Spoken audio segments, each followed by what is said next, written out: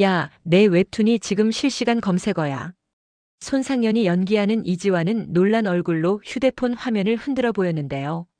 화면에는 해시태그 재벌딸이 비밀, 해시태그 네일로 웹툰, 해시태그 익명 고백 같은 해시태그가 떠 있었어요. 단 12시간 만에 영나의 웹툰은 세상에 알려졌습니다. 그리고 그건 아무도 예상하지 못한 시작이었습니다. 댓글 폭풍의 밤을 주제로 이야기가 시작됩니다. 구독, 좋아요가 큰 힘이 됩니다. 박영란은 처음엔 상황을 믿지 못했어요. 뭐? 실시간 검색어?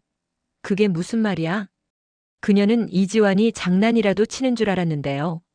잠시 후 자신이 몰래 연재하던 네일로 웹툰 게시판에 달린 수천 개의 댓글을 보고 그대로 얼어붙었습니다. 이거 진짜 재벌가 이야기 맞죠? 이 작가 현실 고발하네. 진짜 이 사람 용기 있다. 부모가 보면 기절하겠는데. 그 댓글들은 거의 폭발 수준이었고 영나는 그날 밤 단 한숨도 자지 못했어요. 이지환은 그런 영나를 안심시키려 했습니다. 좋은 거잖아. 사람들이 내 이야기에 공감하는 거야. 그는 그렇게 말했지만 속으론 불안했어요. 그가 영나 몰래 웹툰을 올린 게 이제는 돌이킬 수 없는 일이 되어버렸으니까요. 영나는 처음으로 진심으로 그에게 소리쳤습니다. 내 허락도 없이 내 이야기를 세상에 내보냈어. 이건 내 인생이야. 오빠 장난 아니라고. 이지환은 그때 처음 깨달았어요. 그녀의 자존심이 단순한 상류층의 자존심이 아니라 자기 이름으로 살고 싶은 사람의 마지막 방어선이었다는 걸요. 그날 새벽 영나의 아버지 박 회장에게 연락이 왔습니다. 기사 제목은 이랬습니다. 재단 이사장 딸 익명 웹툰으로 부모 폭로 논란. 아버지는 냉정하게 말했습니다. 내일 오전까지 이 기사 내리게 해. 그 남자 당장 만나서 정리해. 영나는 대답하지 못했어요. 그저 창밖을 보며 이게 다 오빠 때문이야 라는 말만 반복했죠. 하지만 마음 한편에서는 그가 보여준 진짜 나를 봐줬던 그 순간이 자꾸 떠올랐습니다. 한편 회사에서 이 지역의 사무실 분위기가 심상치 않음을 느꼈습니다. 누군가 회의실 문을 닫으며 속삭였어요. SV팀 이지환 대리, 그 재벌가 딸 사건 중심에 있다더라. 그 팀이 문제 많다더니 결국 터졌네. 지역은 팀장이자 친구로서 그를 감싸주려 했지만 회사 분위기는 이미 싸늘했어요. 특히 박성재가 일부러 짐짓 모른 척하면서 지역시 인사이더면 다 감싸주려는 거 아니에요?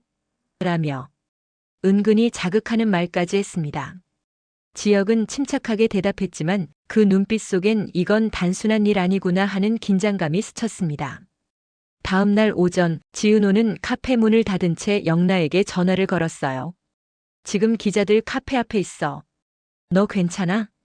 영나는 괜찮을 리가 없잖아요 라고 말하며 울먹였죠.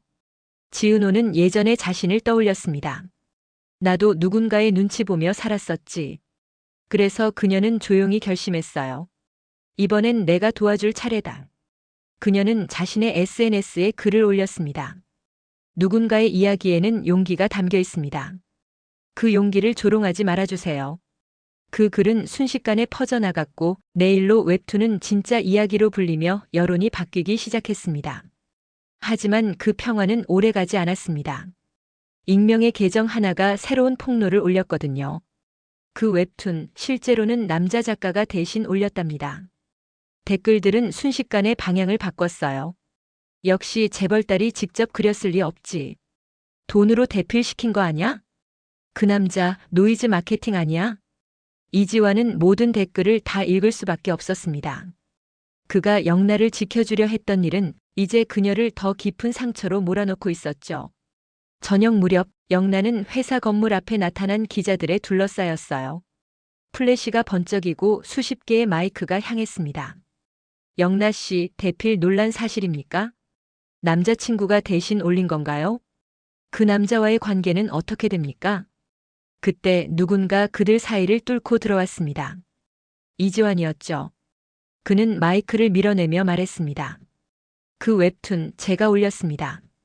하지만 그 이야기는 전부 박영나 씨의 겁니다.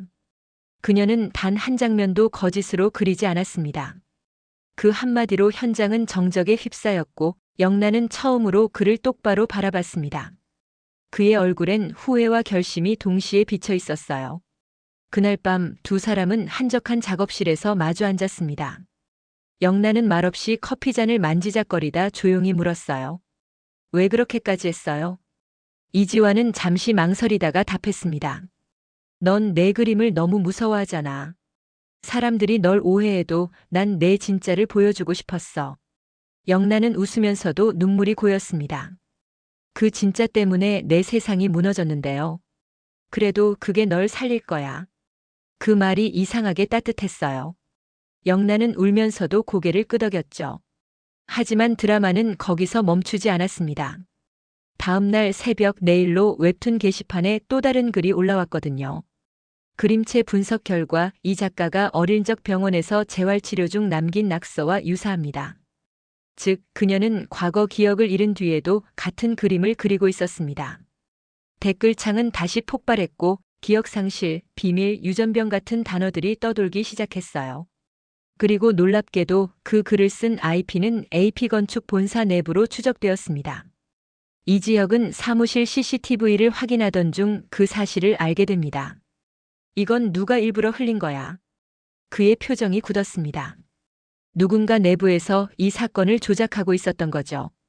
그 시각 성재는 회장실에서 박 회장을 만나고 있었습니다. 회장님, 이번 일로 이미지 타격이 크십니다. 언론 통제는 어렵겠어요. 박 회장은 짧게 대답했습니다. 그 남자 이지환인가? 그 사람만 사라지면 돼. 성재는 그 말에 미묘하게 눈을 피했지만 표정엔 이상한 미소가 스쳤습니다. 알겠습니다. 회장님 뜻대로 하죠. 그 순간 그는 휴대폰을 꺼내 누군가에게 메시지를 보냈습니다. 이건 내가 처리해. 흔적 남기지 마. 며칠 후 이지환은 SNS 계정이 해킹당한 걸 알게 됩니다. 그 안엔 그와 영나의 사진, 미공개 원고 파일, 심지어 지은호와 주고받은 메시지까지 퍼져 있었어요. 이건 그냥 여론이 아니라 누군가의 계획이야. 그는 지역에게 도움을 청했지만 지역은 잠시 망설이다 말했습니다. 와, 그 사진 나도 봤어. 근데 이상하지 않아? 너랑 지은호 메시지가 왜 거기 있어? 이지환은 당황했어요. 그건 단순한 오해예요. 은호 누나는 그냥 상담해줬을 뿐이에요. 지역은 대답하지 않았습니다. 그의 마음 한쪽엔 오래된 질투가 피어오르고 있었죠. 왜 항상 내가 먼저였을까? 그날 저녁 지은호에게도 연락이 왔습니다. 익명 계정이 그녀의 카페 주소와 일상을 온라인에 올린 거예요. 이 사람 웹툰 실물 모델이랍니다. 사람들은 그녀의 SNS에 몰려와. 진짜야? 그 남자랑 무슨 사이야? 그 같은 댓글을 달았죠. 지은호는 한참 동안 모니터를 바라보다 결국 휴대폰을 꺼버렸습니다. 그녀의 눈에선 눈물이 흘렀지만 그 얼굴엔 다시 싸울 결심이 서 있었어요. 다음 날 아침 영란은 기자회견장에 직접 나타났습니다. 그녀는 단정한 복장에 자신이 직접 그린 원고 파일을 들고 있었습니다.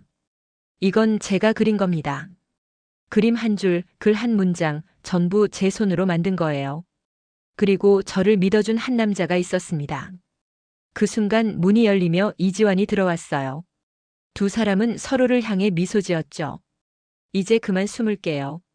그림 뒤에 숨어 살았던 제 이름 박영나입니다. 플래시가 터졌고 기자들의 질문이 쏟아졌지만 그녀는 단 한 번도 고개를 숙이지 않았습니다. 그날 밤 SNS에 새로운 글이 올라왔습니다. 해시태그 댓글 폭풍이 밤, 그들은 결국 자기 이름을 찾았다. 그리고 수천 개의 응원 댓글이 달렸어요. 이젠 그만 울어요. 진짜 용기 있었어요. 두 사람 행복했으면 좋겠다. 영란은 화면을 보며 조용히 웃었습니다. 이지환이 옆에서 물었죠. 이제 후회 안 해요? 그녀는 천천히 고개를 저었습니다. 조금은 해요. 하지만 이젠 내 이름으로 살아보려고요. 이지환은 그 말을 듣고 미소를 지었습니다. 그럼 그 첫 장면 내가 같이 그릴게요. 그렇게 그들의 새로운 내일이 시작되었습니다. 하지만 화면이 서서히 어두워질 무렵 한 장의 익명 이메일이 기자들에게 전달되었습니다. 박영나 작가의 실명 등록 기록에는 한 가지 이상한 점이 있습니다. 그녀의 출생지는 존재하지 않습니다. 모니터 불빛 속 그 문장을 읽는 기자의 눈동자가 서서히 커졌습니다. 그리고 자막이 떠올랐죠. 다음 화, 진짜 이름의 주인공이 드러난다.